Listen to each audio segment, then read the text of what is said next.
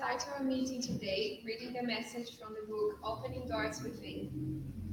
Learn to think and feel for others, to do unto others as you would have them do unto you. Learn to understand and enter fully into their lives and hearts, pouring out love and understanding to them, thereby banishing all criticism, judgment, and condemnation. Realize that love transforms and transmutes all bitterness and hatred, and that understanding opens up hearts that have been closed and have remained cold and unresponsive. Put into practice in your life those words. Resist not evil, but overcome evil with good. It is easier said than done, but until it is done and lived, there cannot be peace and goodwill to all humanity. These words have been heard, read, and preached down the ages, but they have not been lived. That is why there are wars, destruction, evil, and hatred in the world. It will go on until humanity learns to live a life and not just to talk about it. Learns to make these wonderful words live and vibrate in everyday life.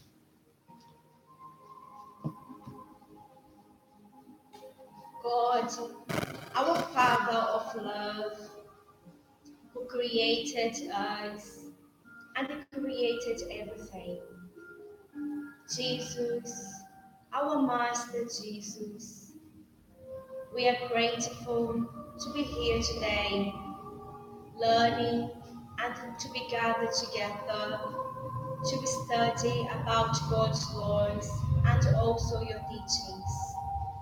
Spirit benefactors who are responsible for that meeting, we ask that all of us who are here today, incarnate and discarnate, be evolved in the blessings of love and light, to be able to make connections, to be able to understand, to be able to make reflections about the studies, reflections in our lives, reflections in our belief systems that can be more according to the God's laws. In this way, we ask the permission to start the meeting today. So be it.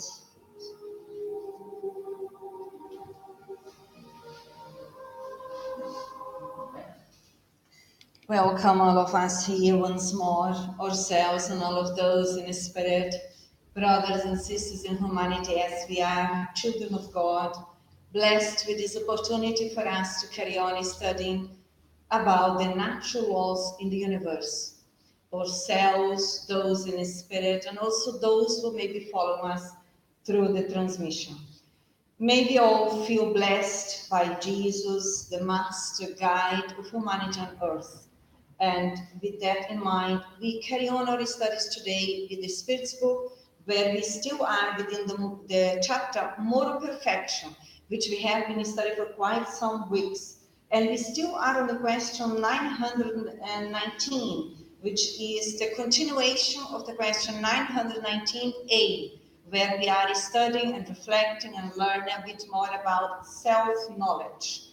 If we were to start our reflections as immortal beings who are learning about the natural laws in the universe, what comes to our minds in this stage when we hear the chapter Moral Perfection? What comes to our minds to start to brainstorm?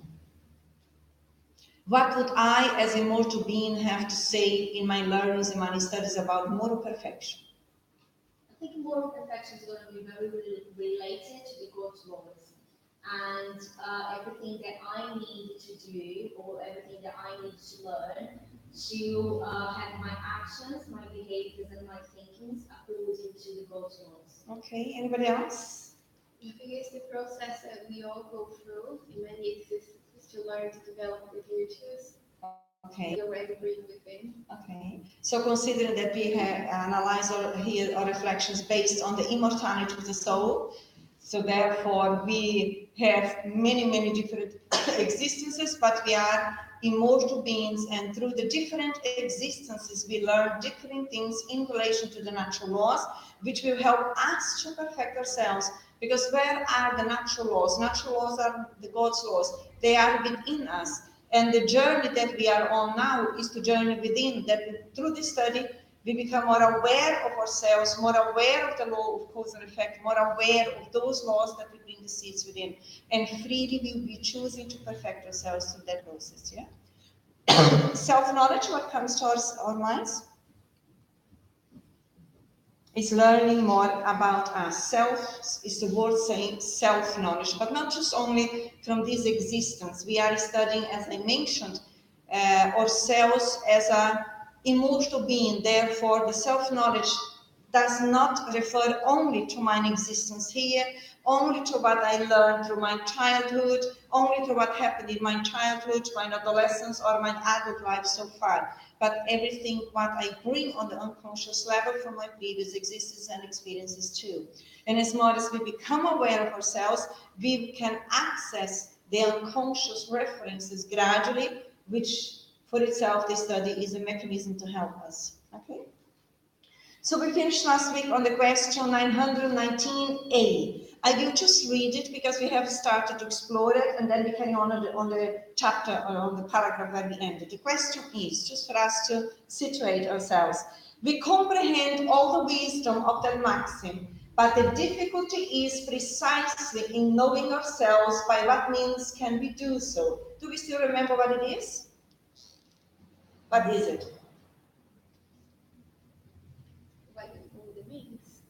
We talked a lot about self-reflection, and a few questions that we could ask ourselves if anybody had something to complain about ourselves, if we wanted what we did, if we want others to do unto us. Okay. It is a starting point. Precisely.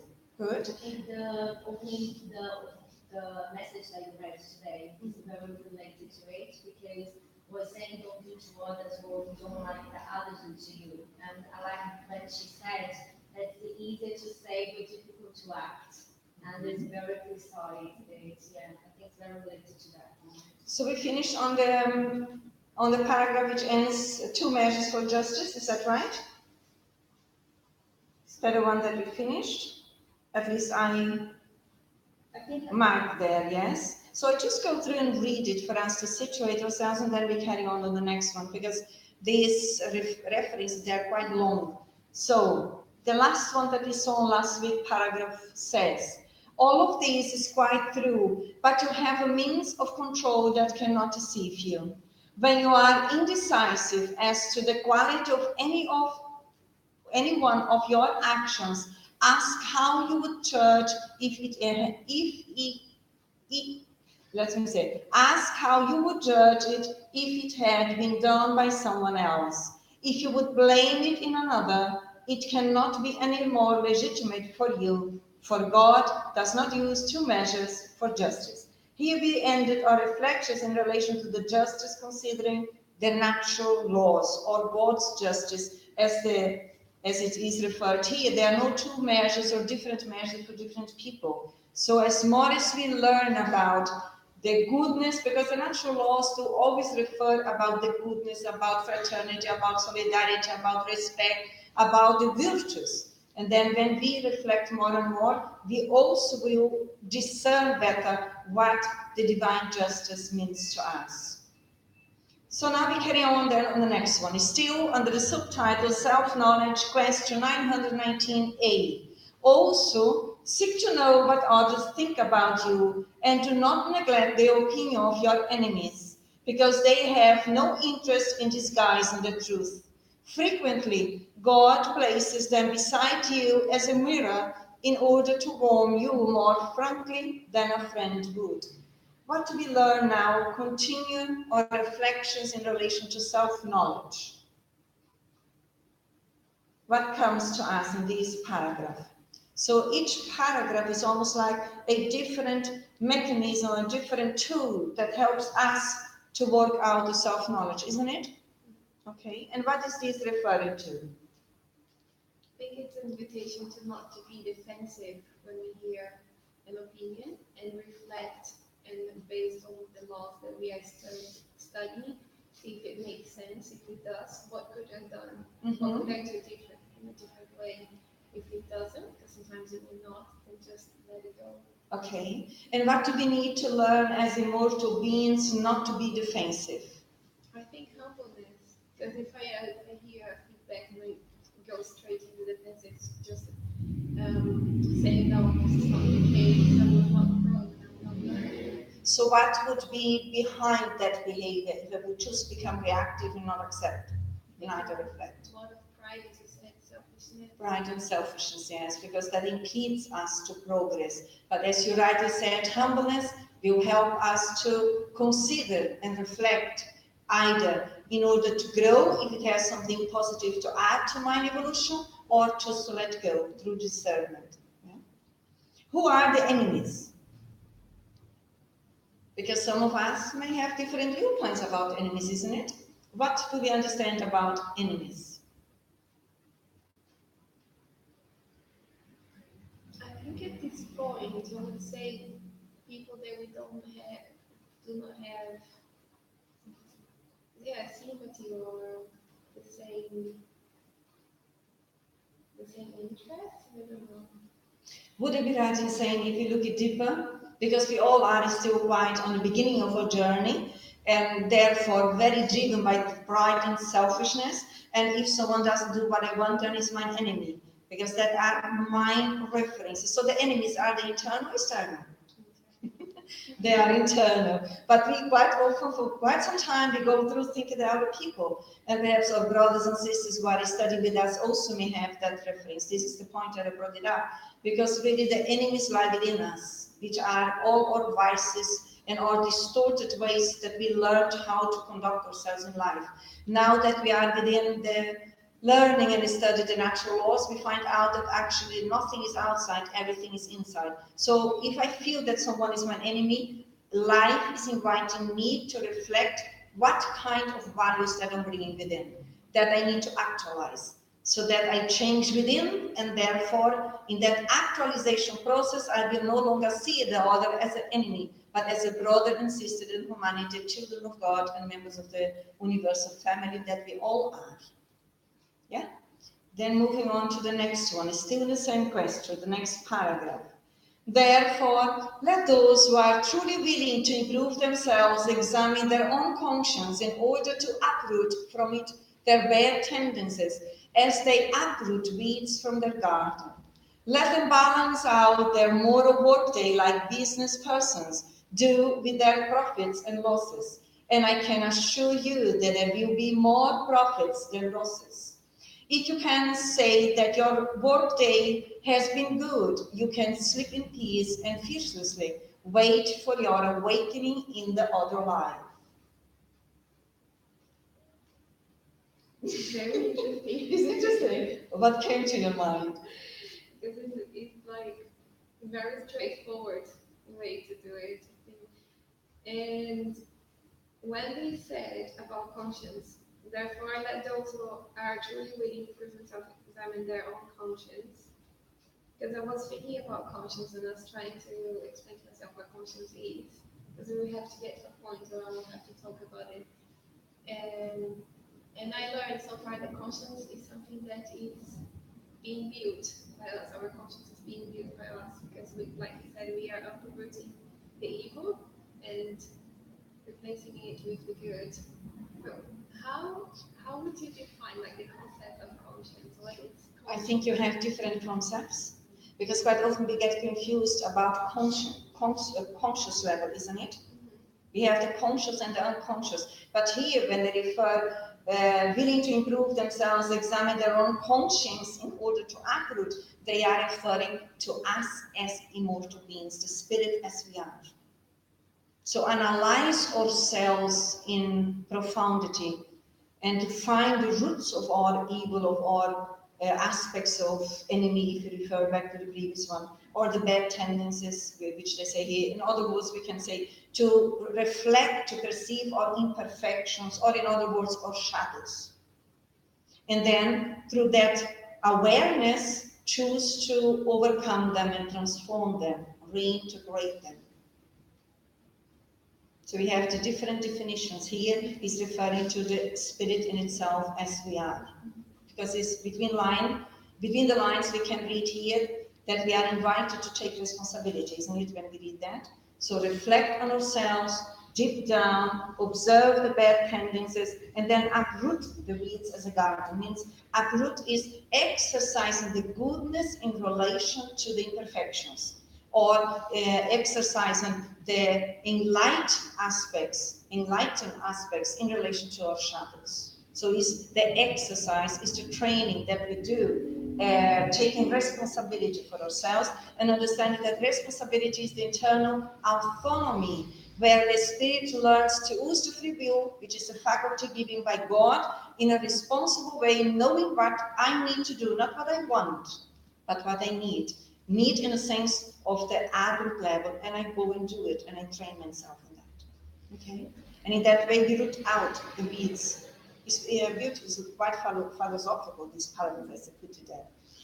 Okay? Anything else?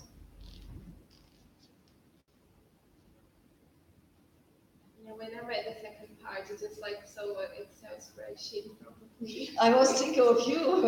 It has to do with accountancy, isn't it? It's interesting to take it that It is. seriously because It is. we can grow a lot. We can. And if you would use perhaps a spreadsheet, which could also help us, because then it becomes more visible if you do it on a daily basis. Whatever means helps us to improve our self-knowledge is positive. So it's almost like reflecting the last phrase here. If you can say that your work day has been good, you can sleep in peace and fearlessly wait for your awakening in another life. It means work day here also, not only work day in a sense of our material work, but also the work within. As more as we rearrange and build ourselves and move around in relation to the natural laws, then we have a good day. And of course, not all the days are good, because quite often we do wrong. We say one thing, but we behave in a different way. And we are inviting here, when we say do to others what we would like to do to you, then also to train ourselves with that. But even if it happens because we are exercising ourselves, is the next day to restart and to restart in a new way. Then we have peace of mind. Oh, I forgot, Anya. I'm so sorry, thank you. Was it here? Life. Okay? Can we move on then? Next one then. So formulate clear and precise questions and do not be afraid to add to them. You would do very well to devote a few minutes to securing eternal bliss. Don't you work every day to accumulate what you will need for rest in old age? Isn't this rest the object of all your desires, the goal that enables you to endure temporary fatigue and deprivation? Well then, what is the rest of a few days, troubled by the infirmities of the body, compared to what awaits the moral person? Isn't it worth a little effort? This paragraph is full of questions. Let's try to understand them.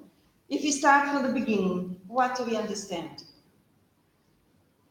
Why are we asked, or is it suggested to us, formulate clear and precise questions? Why is that? Are there reasons for that?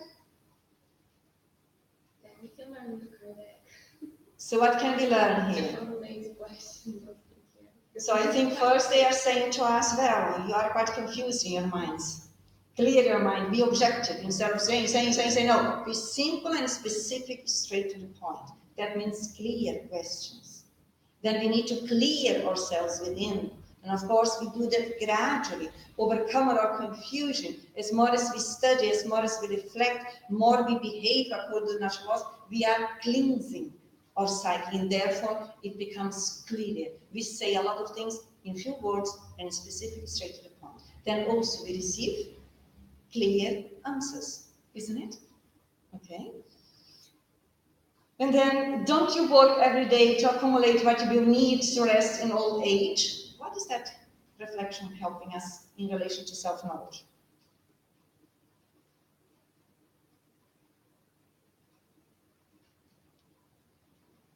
Any idea? What is that question referring to us? In terms of moral perfection and self-knowledge.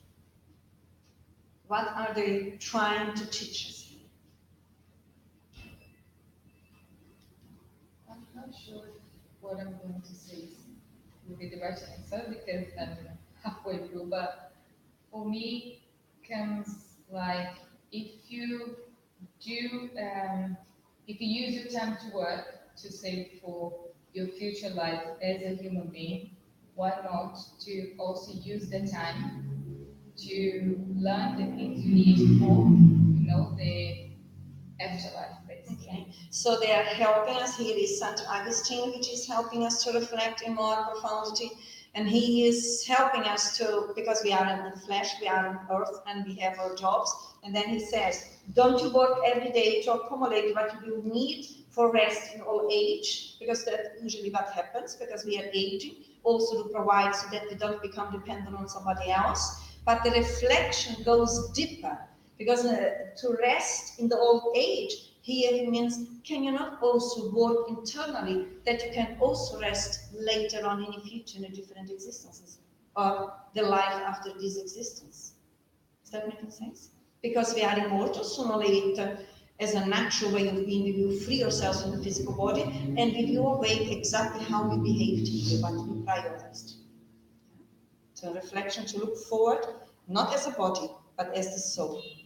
Isn't the rest the object of all your desires? The goal that enables you to endure temporary fatigue and deprivation?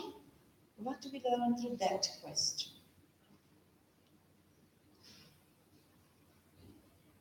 What is it referring? How do we understand that question now?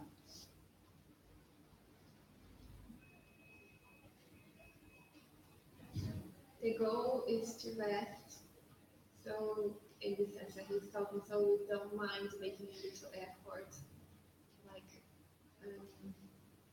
just avoiding to have a gratification now, make an effort because it has a purpose. So it is an education actually. If we learn to do that, there's a bit of self-control. If we learn like to make an effort now to have some sort of gratification later. Of course, so it's learning now what I'm saying here, because here, as we are in body, quite often we are looking for, how they say it, we are always looking for to feed our desires, but they are actually helping us, and Augustine, and for us to reflect. It's better that we say no to those desires and sacrifice them in order to do what we need to do and what we agreed to do, because we agreed to do, and then we will later on feel rested. And rested is not on the physical comprehension, but rested in peace of mind. I think it's doing what Kardec always says, to come from what we know, like how to take care of our material interests, to apply the same rationale in our spiritual life. Precisely. It's the same rationale. It's the same. While we are interacting with matter, we have our jobs, we need to work, whatever, but how we do it and what we do with our spiritual proposals, that is what we need to reflect. Because if we prioritize the matter or the material things, then we are not prioritizing what is actually essential. So it's not because the spiritual growth is the essential that I will neglect other one, but I will not confuse my mind with either of them. I know precisely where each one lies. And then the last question is, well then, what is the rest of a few days troubled by the infirmities of the body compared to what awaits the moral person? Isn't it worth a little effort? So what is that question referring in relation to self-knowledge? What is St. Augustine trying to teach us?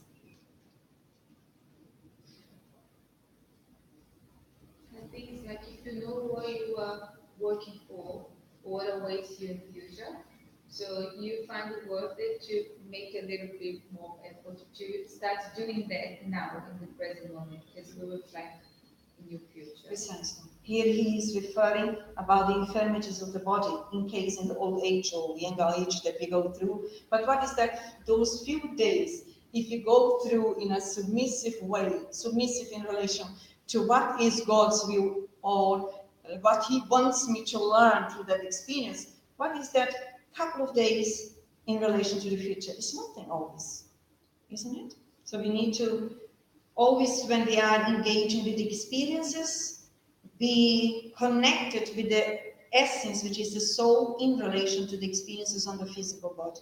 Infirmities, I would say with few exceptions, a lot of us go through, because still is this stage where we find ourselves in our evolution. And also consider our past, that we did a lot of wrong, we bring that, let's say, references on the unconscious level, and sooner or later, through different existence or through this existence that will come through, sometimes if you don't take care on the mental and emotional level, it comes through the infirmities. But also understanding that it's not a punishment, that is a blessing in our life to go through and to recover ourselves from those wrong movements that we did in the past, with the new wisdom or new knowledge that we now have and can embrace ourselves in a different way. But the main point here is, it's not about me to do what I want, but what is about the natural laws. And although we are in the physical body and we have our responsibilities here, but we also have the spiritual one. Anything else that we take from here? Really an invitation to put efforts into, for us to train or moral aspects, as they say here, or develop the characters of the good person, as is referred in the Spirit's book in another question. And this is the main purpose that we are here anyway, isn't it? When we look from the spiritual perspective, that is the only thing that will count, not what they do on the money level. Okay, then we go now to the last paragraph of the teachings of St. Augustine regarding the question 919a. And it says, I know that many will say that the present is certain, but the future is uncertain. That is precisely the thought that we have been charged with tearing down in your minds. For we desire to enable you to understand that future in such a way that no doubt can remain in your soul. This is why we first called your attention to us through the phenomena of nature, by touching your senses, and while later we gave you instructions that each one of you has the duty to spread. It was with this purpose in mind that we have dictated the Spirit's book, St. Augustine. So what is this last paragraph bringing to us in relation to the chapter Moral Perfection and the item Self-Knowledge? What is he communicating to us?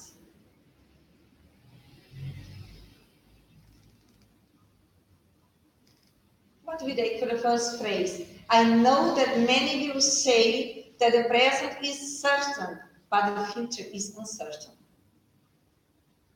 St. Augustine is very precise here, isn't it? But what is he trying to teach us here? Because he is referring to us, isn't it? So why do we think that the present is certain, the future is uncertain? Is he talking about our lack of belief in the future life?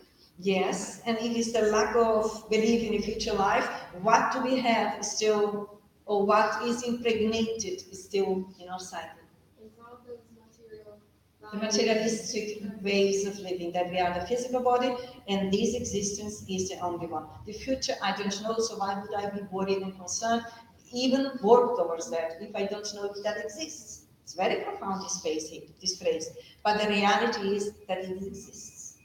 The future exists. We are immortal beings in the universe and we are just temporary on earth. The present here, as he refers, also helps us to see how limited we still are.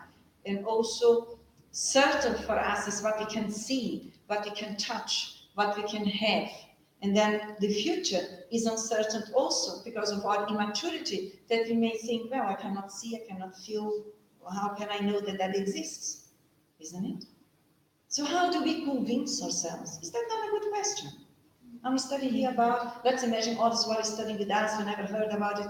How do you know? How do you know that it's certain, the future?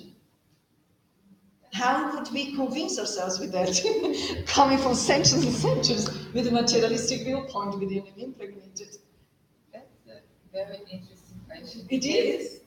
I live with a person that doesn't believe at all in afterlife.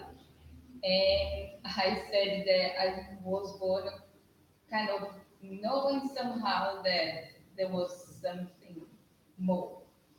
But I don't know, because I've never been to the other side, at least not in this life, that I didn't believe in anything. So I tried to figure out how is it for someone that doesn't believe this is no, that's a life, and once I die, that's it.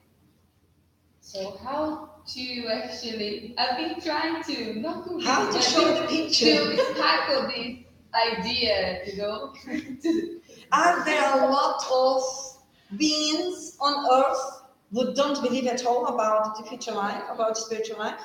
The majority. The majority of beings on earth, they still are very unconscious about the real life. Yeah, actually. Most people On earth, and even different, they don't believe. This is the level where we are as humanity. And we can see the blessings that we have already. So why are there so many beings who don't know about the natural laws? Have they been created just now? I'm not quite sure, but I think sometimes it's our inheritance as well. Because those questions pop in my mind sometimes. And like for a few minutes I doubt myself, is it really true? Like I wish this was true, but it goes away. But I see sometimes it comes like so intense. I think just The doubt? Yes, the doubt. Yes, and why is the doubt so strong there it comes up? Why? I want to take a moment to reflect and just to convince myself and just go back to where I was. But I notice it comes sometimes. Yes, it comes from the unconscious level, because although we may not be conscious here in the flesh, we all have the unconscious, or within Spiritism, the perispirit, which is the spiritual body, where everything is recorded from our previous education, our previous knowledge, our previous references, everything for everyone. So why some people have that certainty that it is, and others don't believe at all? Because we have been created all at the same time. We have been created by God, simple and ignorant at the same time. No. And even those who have more or less at the same time, did we evolve in the same way? No. We used what? Differently. Our free will. So our level of understanding about the natural laws in this moment in our journey is related to how much we evolved morally, intellectually in relation to them. So it's more not saying that if I'm a spirit who have been created longer, let's say, that I know more. No, someone is created less and have less experience may know more than I do, because I may be fixated and ingrained in the materialistic beliefs. Existence over existence. But those who know more, because they learn it. They not just learn cognitively, because the learning doesn't happen just intellectually, especially in moral level.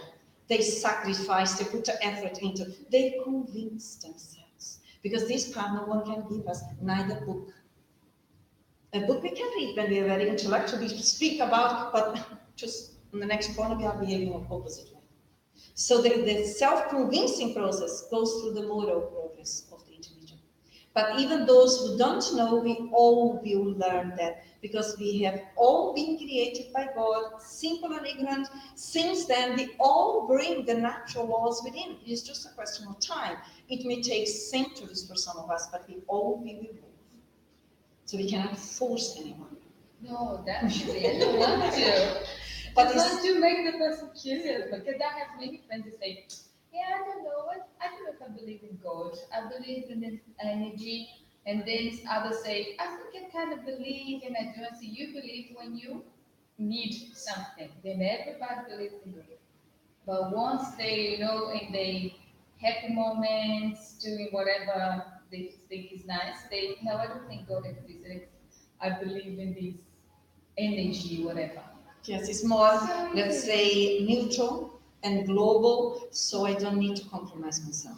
There is some energy there is some things there. You said, well, when it comes to a moment to bad, hard hours, let's say, everyone believes in God, really? Everyone believes in hard moments? No! A lot of people even don't believe in God at all. And others complain about, where is God if He exists? This is where we are. So only believe in God those who already trained themselves in evolving psychologically and emotionally, which is spiritually. The psychological and emotional evolution is down to the morality. And it's not only talking about, it means renouncing the material aspects and re-educate through the way that we live our lives. That brings really the real conviction, the real, how is the word, the real certainty within. Because we study and we go and live accordingly. That activates the natural laws within.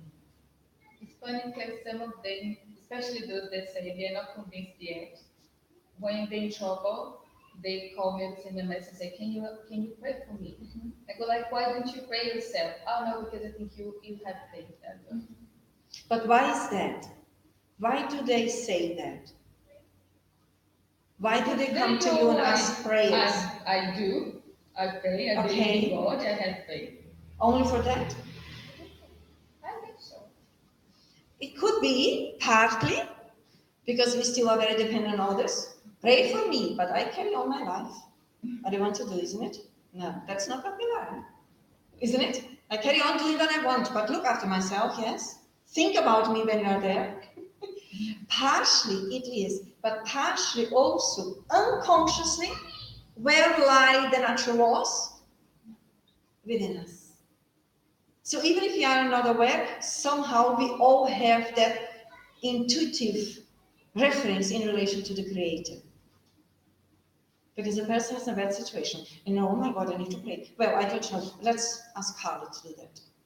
Does that make sense? This unawareness of ourselves and potentials, they come with time, as you said, if we live accordingly to what we believe in now, we see now, with time it changes.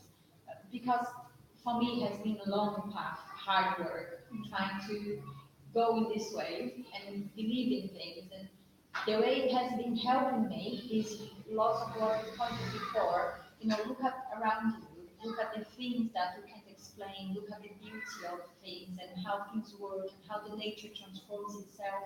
It can't be just this is it and stops there, because everything transforms, everything goes through a process, and it doesn't stop there. It always go into something else. Then why would life just finish here?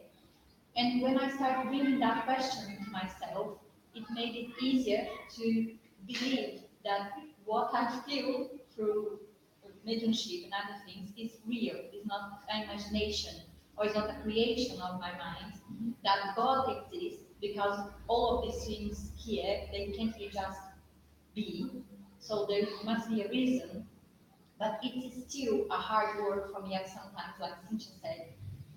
For lots of times before, that uncertainty was so strong that I really doubt God and everything else with a very strong feeling. And I think that's not just my distance from God, but the rebellious of me, that I don't want to do the job. Yes. I don't want to do what I have to do. Yes. So I ask somebody else to do for me, and I believe they're doing that. So I carry on doing what I want. Yes. So when I start thinking, it is something, when I choose to believe in God, when I choose to believe in afterlife, when I choose to believe in all of this beauty, I understand that it's my choice and I can do better and I can go for it, or I can wait for as long as I want. But the only certainty I have is someday I'm going to have to do the work.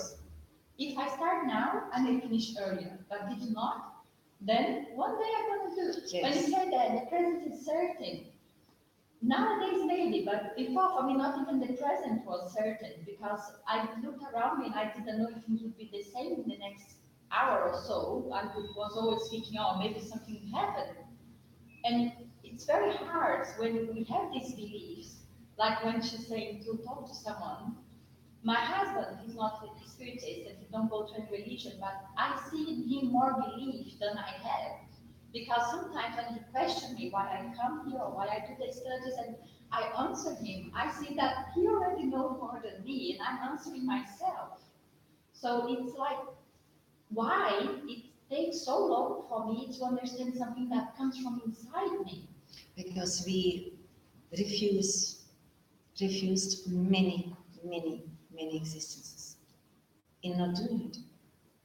This is why if we are honest with ourselves, and others, because this is what I presented previously, we have all been created simple and ignorant, so no one was created with privileges. But some of them already learned more, and they go through more or less regarding their reincarnation proposal, and surrounded themselves instead of feeding the rebelliousness and I do what I want, which is pride and selfishness. In that way, we do not evolve, not at all. This is not part of the natural law. And then later on, they come back in a new body, as in the case of your husband, may not follow, but he still, we never lose what we learn. He still has that on the unconscious level. Everything what we learn in our journey of evolution, we never lose that. That is really quite motivating for us. But you said rightly, if I don't want to do it now, I cannot run away from my journey of evolution. And although God, the Creator, loves me since He created me, Jesus, my guide and brother in humanity, loves me to bits. My benefactors love me, but no one of them will do what I need to do. And if I insist in my rebelliousness and just do what I want and disrespecting my program, then it takes longer. Usually, instead of having peace of mind, as they referred in the previous paragraph, I will come back with my inheritance with these disturbances that I bring with me. Because the rebelliousness, as you mentioned, or pride, which comes from pride and selfishness, that is the cause of our afflictions and anxieties and disturbances that we bring with us.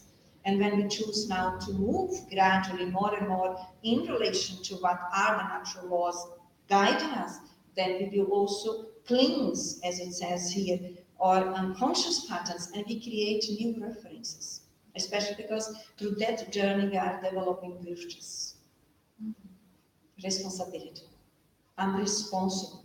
I'm not here to do what I want. That is rebelliousness. I develop great virtues, which is the obedience and resignation. These two virtues are vital for us to promote us morally. Then we free ourselves from that rigidity, or free ourselves from those lack of beliefs in relation to the existence, because we need to open ourselves psychically to perceive the new reality. And that is a gradual process. But we all do it.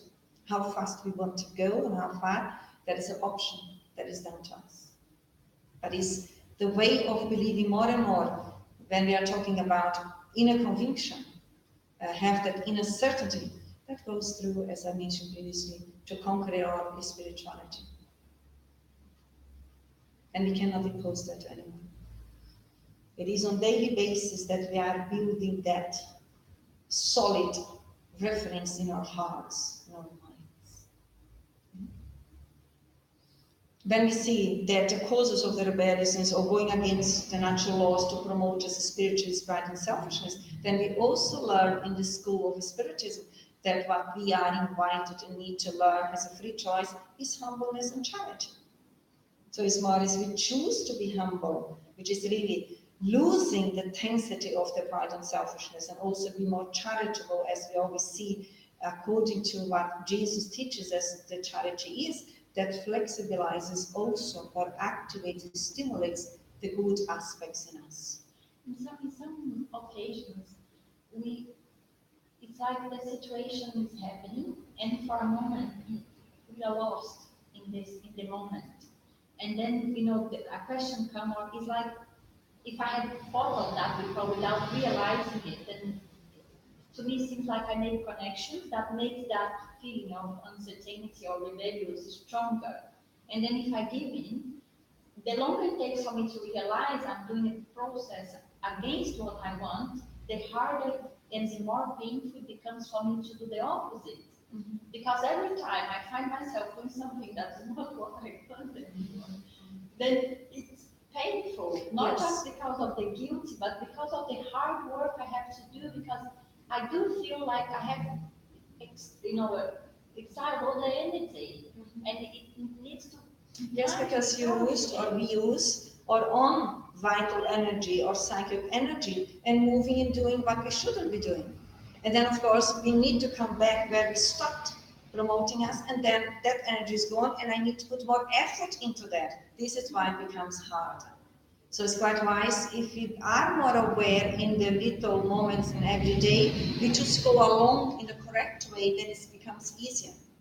Not saying that we don't have challenges to overcome.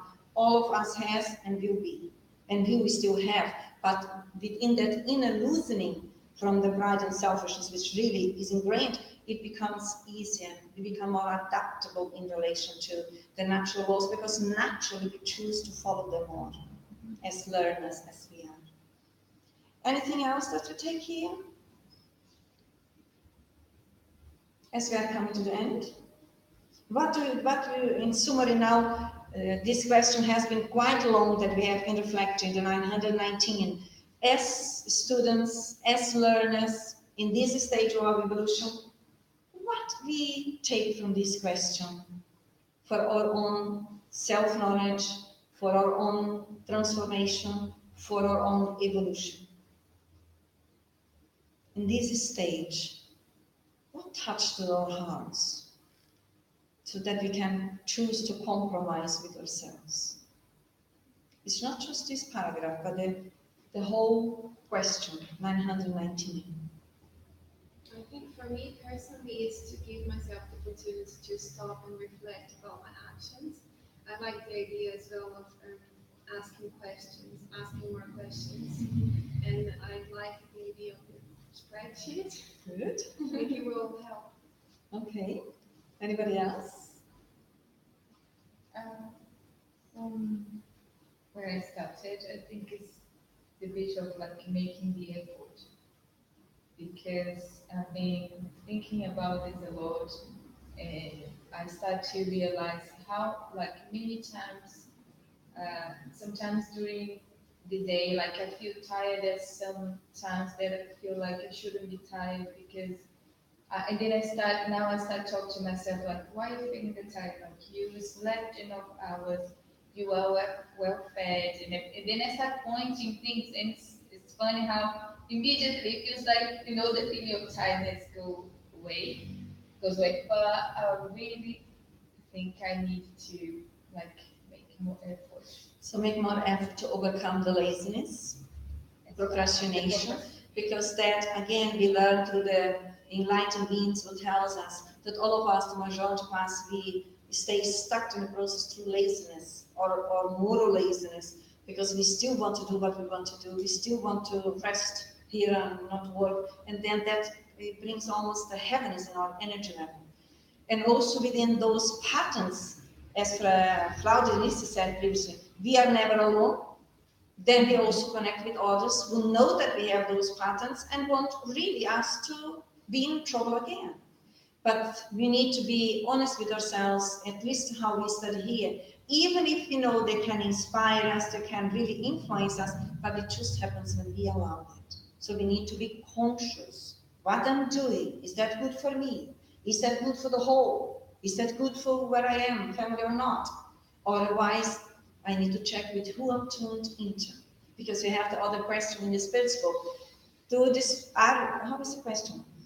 Are we influenced by the spirits through our thoughts and actions? And the answer is very clear. Do we remember? More than you think, to the point they can be controlling. They guide you. That is important. They guide you. So in which way I'm allowing myself to be guided?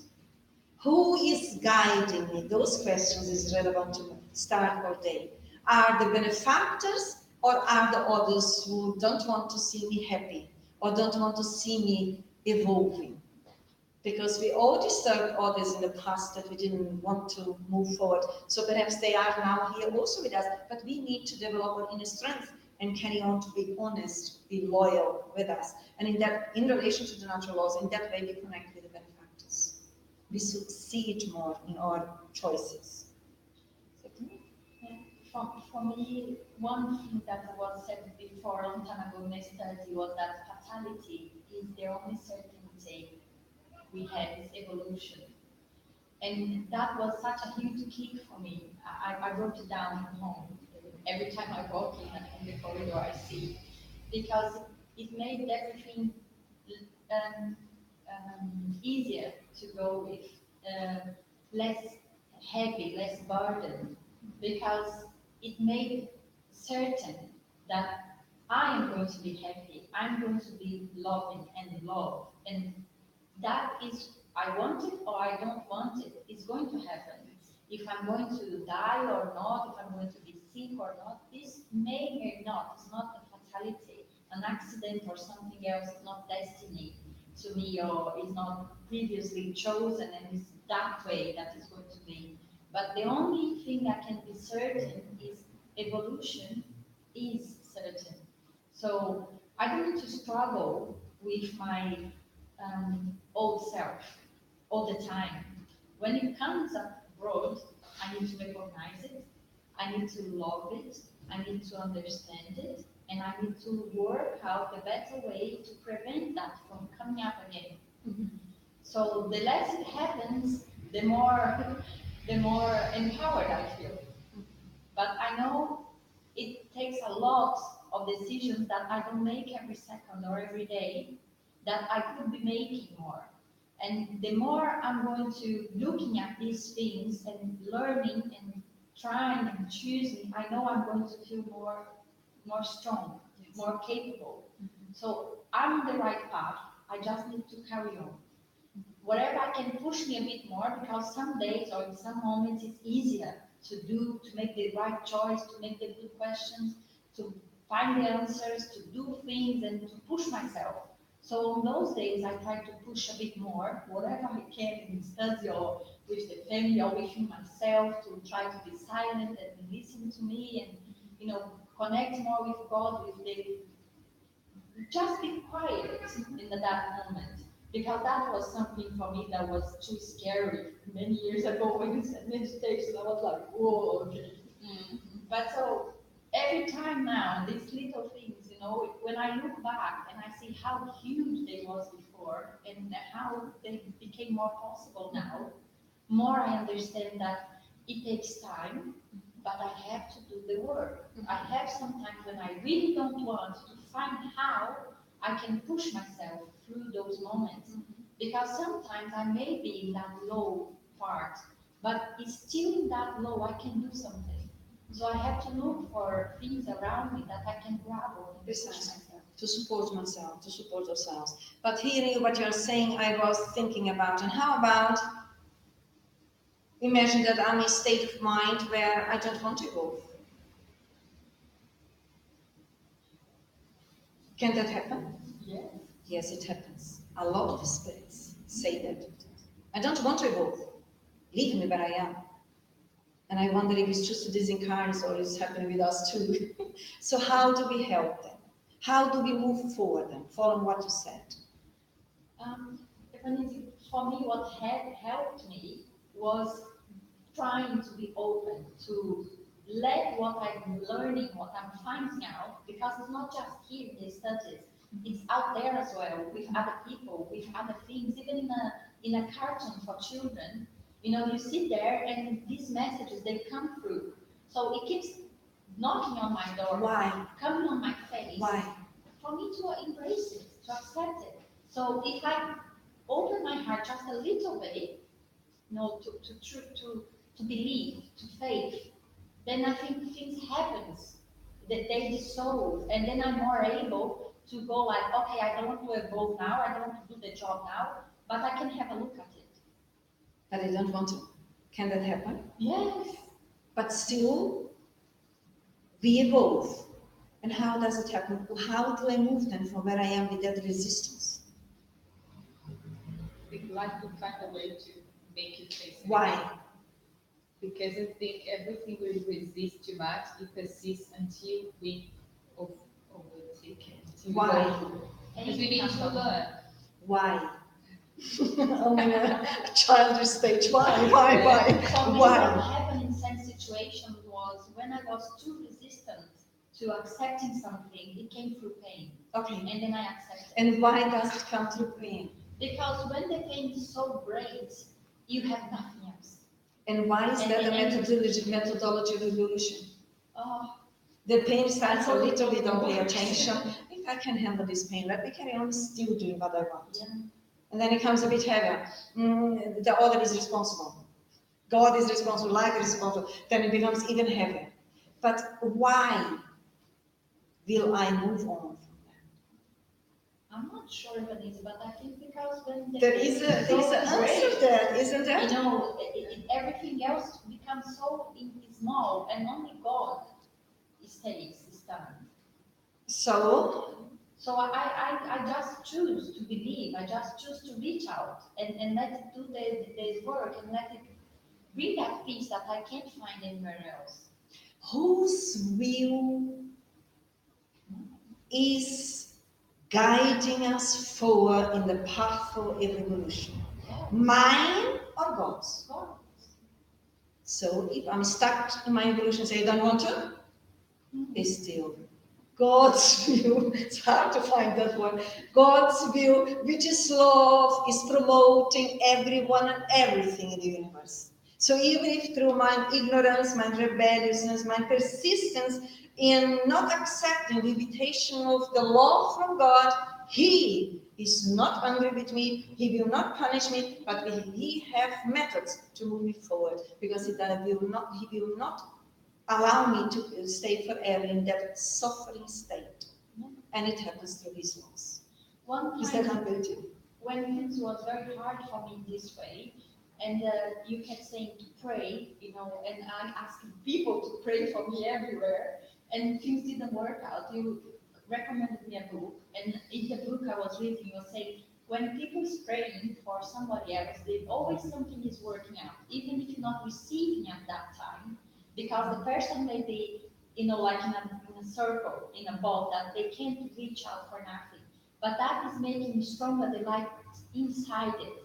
And once I make one small choice, that light is like a flash that goes out. And then that will illuminate everything else outside. And then things will just follow through. Mm-hmm. And it's like, this is when God, in His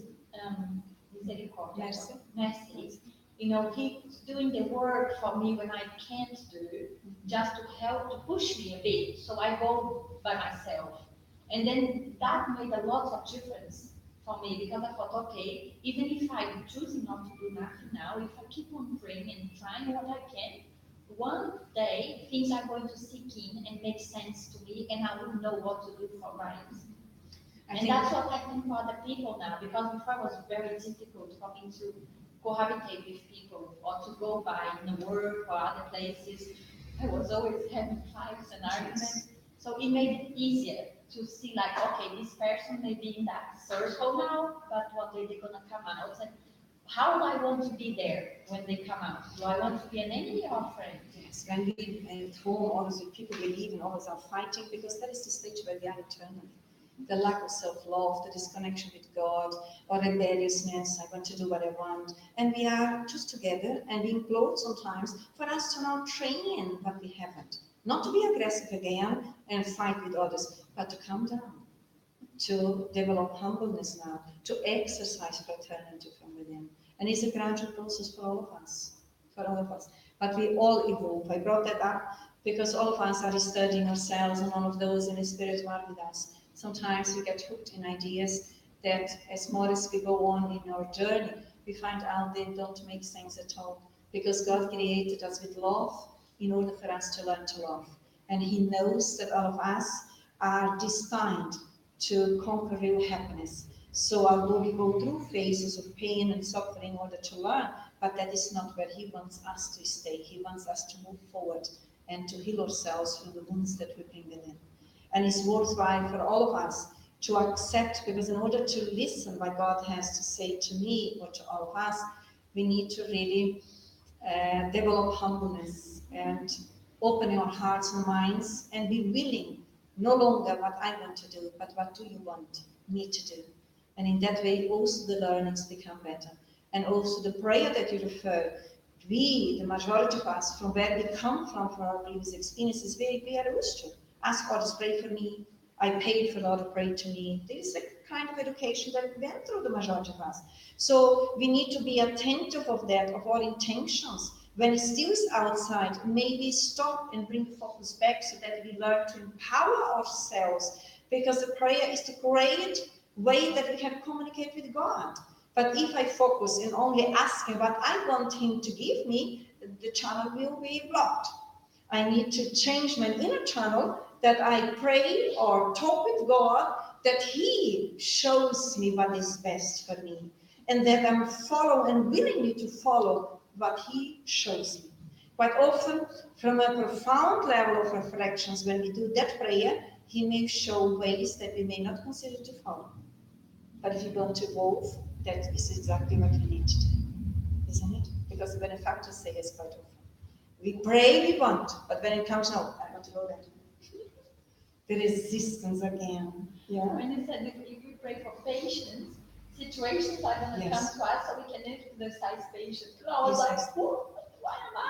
The majority of us, when we do pray, very good example as we come to the end, when we pray, really, I know that I don't have patience, I want to really develop patience now, and then we go on. And of course, as soon as we go outside, or even on that, every situation comes to us to favor that growth. But in our immaturity, we think that everything is working against us, when in reality, the universe is helping us. So He's helping us to redefine our belief systems and our understandings. And in that way, we are coming to the end today. And as always,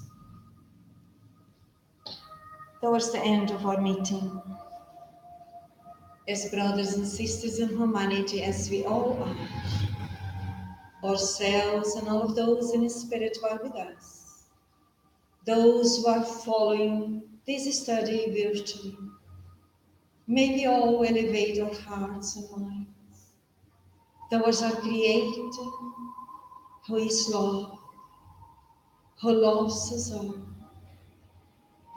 who guides us all, who invites us all to become better beings, to choose freely, to follow His path,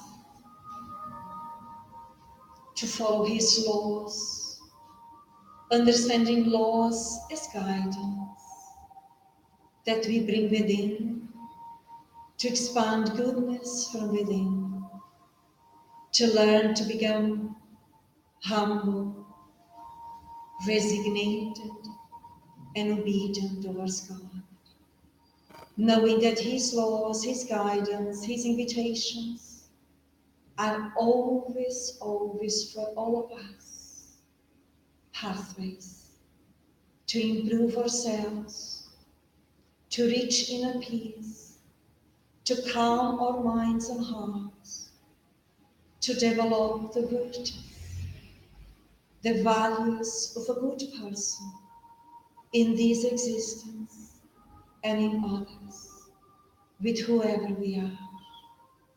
Values that promote inner health, inner peace, that expands the divine love within us, that favors the ability to forgive, to forget, and to consciously be willing to love and to live fraternally, to live amongst each other as brothers and sisters as we all are.